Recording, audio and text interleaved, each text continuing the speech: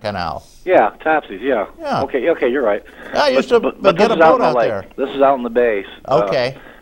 Jim Scrivens and Dave Isler have a band, and they play on a pontoon boat. No kidding. Yeah, everybody goes there and parties, and it's getting bigger every year, and it's all free. So.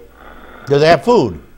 Well, if you bring some, everybody brings food and shit. It's kind of like Woodstock. You bring stuff and do share. they have music anyway, right? Yeah, they have live music and. How about fooling around? Well, if you got a cabin in your boat. Yeah. So I mean that basically this is boaters are going to go out and kind of congregate, huh? Right. Oh, yeah. You got one in your yard down there in Hartsfield, don't you? I have a property down there nearby.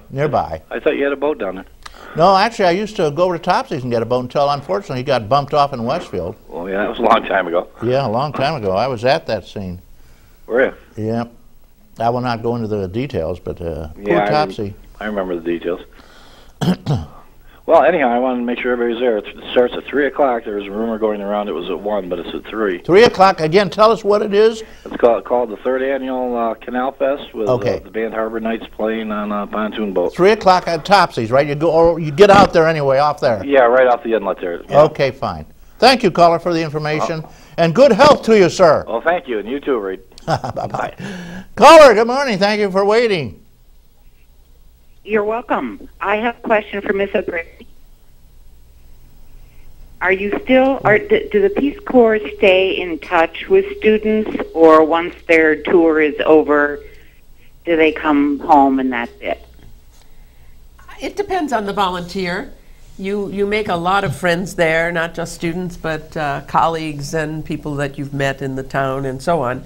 And I think many volunteers, returned volunteers, have correspondence with their students for some time. I corresponded with several of my former students and several colleagues for about 5 years, back and forth, Christmas cards eventually, and then they kind of died off. No, they didn't die off, but the correspondence died off. And it wasn't until about a year and a half ago that some of my students contacted me, and they found me on the internet because I was on several boards and so on. And it turns out that they had been my science students. I taught general science, and a lot of those students went into science careers. They were doctors and fisheries experts and so on, ophthalmologists and so on. And they had decided to create a scholarship for a science student at the high school where I taught and they had studied, and they named it after me, and they gave me a round-trip ticket to go back to Ghana. Holy mackerel! And present the first award. So last September, I went back to Ghana and saw a lot of my old students and old friends, and all grown up now. And in their early 50s, I'll tell you, and it was wonderful. I only had a week there, but it was great to be back. Caller, do you have any experience in the Peace Corps? You do? Yes. What did you do? I was a teacher in Ghana. Oh, you were in Ghana also? Right. At the same time that Miss Alice was. Wasn't that wonderful? So she knows who's calling. Okay. Yes, I do. Do you want to tell your name? No, you can't. Yeah, it's Laura Damon. What is it? Laura Damon. Well, hi. And congratulations on you're doing a stint there. I almost had a connection with the Peace Corps. Another famous guy in our area, Jeff Keller. Do you know him? He was the editor of the Westfield Republican for a while, and he went over there for a while, and he learned the language. He was very good. He picked up the total language. I don't know what country he was in exactly, but he married a young lady over there and brought her back, and he lived happily ever after. Well, the two tribes, and I can't remember the name of the Hooties and the Toddies or something like that, got into a real warfare, and they were killing each other off right and left. And so the Americans said, well, we will send some help over there, and Jeff Keller was immediately drafted because he spoke the language and had experience there. And they said, well, now we need an editor for the Republican, and I had some experience, so they trained me, and I was all ready to go, and then they canceled the trip because the Houthis had decided that the only thing worse than the Toddies was the Americans. So we were asked not to come. That was a very sad period. Yes, it was. Well, they're still killing each other off, you know. Well, they've Africa. made some wonderful strides in Rwanda. What's that? I thought somebody said something. Laura, are you there? No. Everything's done. Okay. Thank you, Laura, for the call, and God bless you for giving so much of your time. And today, remember, you can still do it, friends. What do you do to get into the Peace Corps? Well, I'll give you a phone number. Okay, well, hey, if you are sitting around idling your life away doing absolutely nothing and you want to do something meaningful for God and country and the world and millions of people, here's the number to call right now. 800-424-8580. Okay, thank you. Repeat that. I'll repeat it. Guys, if you want to, if you're young or even old, 84, like Mort any Flexer, age. like me almost. No upper age limit. No limits. If you want to do something good for this world and for God and country, 1-800-424-8580. Say, I am ready to dedicate some time to the Peace Corps. And you'll do a wonderful thing. We got 2 calls. You want to take a call? Well, let me give you the website first, okay? They could just look it up in Okay. Peace Corps. And I did. That's how I found out about it. Okay. Just look it up on Google. Peace Corps.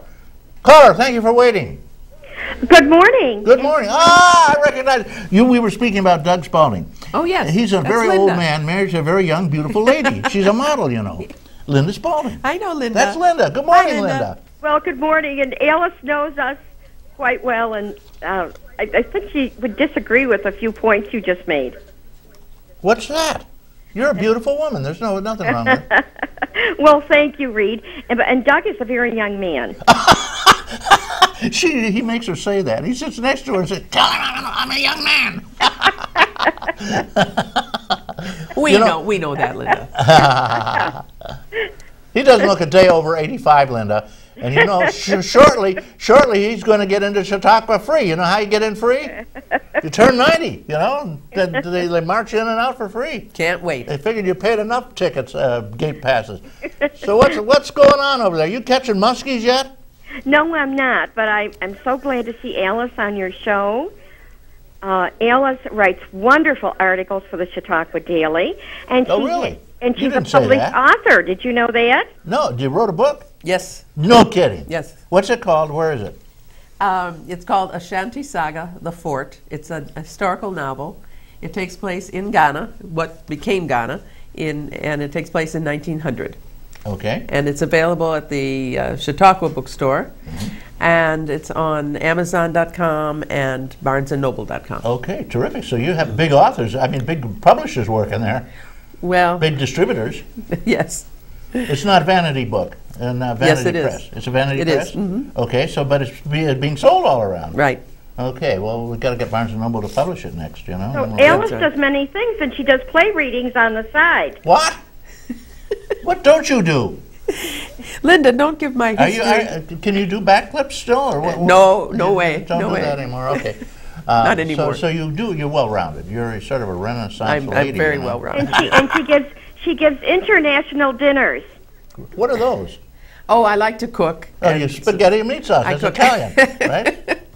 I try to go a little further than that. So what do you do for an international dinner? You got time, Linda?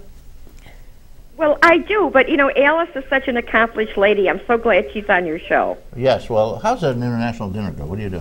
Well, I decide on a country, and I still have a lot of cookbooks and find a cookbook or some recipes and things that I can afford to make and things I might have a few ingredients already for. Nowadays, I don't even use my cookbooks because I just go online and you can find Yeah, me recipes too. for any country. I took them all and threw them out, as a matter of fact. Well, I had I've yet to do whole that. library of them. I can't give up No, my I put them in cookbooks. boxes, so they're in the cellar. But I couldn't throw them away. I sneaked them away. But you go online, Yes. punch it up, you got 50 recipes. That's right, yeah.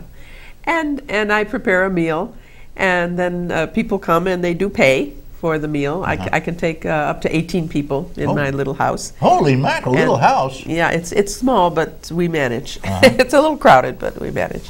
16 is better. And if I can find some music, I play, put on the music for that. Fooling around too? If I have, you're really stuck on this fooling around business, aren't you? Well, I brought it up with that last one. I figured fair's got to be fair, you know. That makes a great party, though, the fooling yeah. around part.